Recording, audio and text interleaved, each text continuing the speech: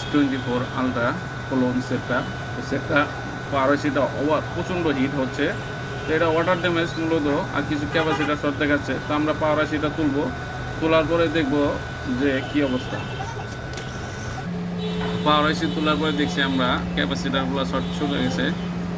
তো তাই আমরা সুন্দর করে সোল্ডারিং করছি পাওয়ার আইসির জায়গাটা। সোল্ডারিং করে আমরা আবার রিবোলিং করে সুন্দর করে লাগায় দেখবো যে শর্টটা আবার আসে কিনা। যদি শর্টটা আবার আসে তাহলে আমাদের পাওয়ার আইসিটা চেঞ্জ করতে হবে। আর যদি সেই রিবোলিং করে আপনাদের ফোনের শর্টটা চলে যায় আইসি লাগানোর পরে, তাহলে সেক্ষেত্রে আমাদের মোবাইলটা হওয়ার সম্ভাবনা অনেক বেশি। তাই আমরা ট্রাই করছি, অপেক্ষা করুন।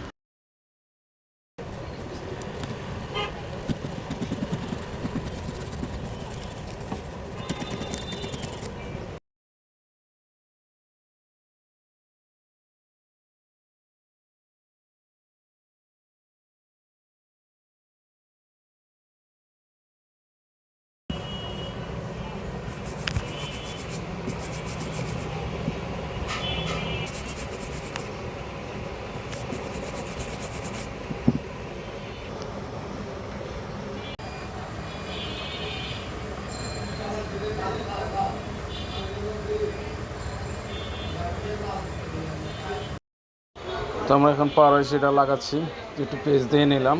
পেজ দেওয়ার পরে তো আমরা সুন্দর করে হিট দিব। হিট দিলে পাওয়ার আইসি ও নিজের জায়গায় চলে যাবে।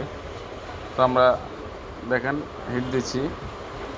হিট দেওয়ার পরে পাওয়ার আইসির বলগুলো যখন গলে যাবে তখন আমরা আইসিটা ধাক্কা দিলে ও নিজের জায়গায় এসে পড়বে। যারা অভিজ্ঞতা তারা অবশ্যই জানেন, আর যারা নতুন তারা অবশ্যই খেয়াল করে দেখবে যে পাওয়ার আইসিটা বসায় হিট দেওয়ার পরে যে লাড়া দিচ্ছি, আইসিটা লাড়া দেওয়ার পরে ও নিজেই জায়গায় এসে যেতেছে, ওর জায়গায় ওই খুঁজে নেবে।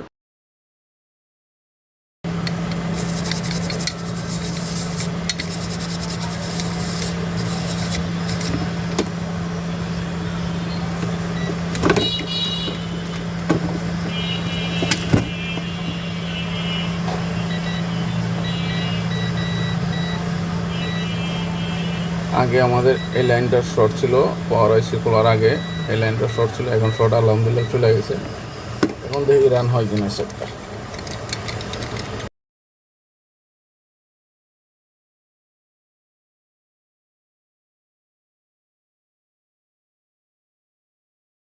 তো আলহামদুলিল্লাহ আমরা ফিটিং করছি, দেখবো আমরা ফোনটা রান হয় কিনা।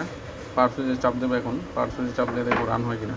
আলহামদুলিল্লাহ দেখেন আমাদের ফোনটা রান হয়ে গেছে। তো কাজগুলো এভাবে স্টেপ বাই স্টেপ করা লাগে। তো যাদের কাছে কাজটি ভালো লাগে অবশ্যই লাইক করবেন, আর কোনো কিছু জানার থাকলে অবশ্যই কমেন্ট করবেন। ফোনটা কুলন হলো, দেখতে খুবই সুন্দর, চমৎকার, খুবই ভালো লাগে।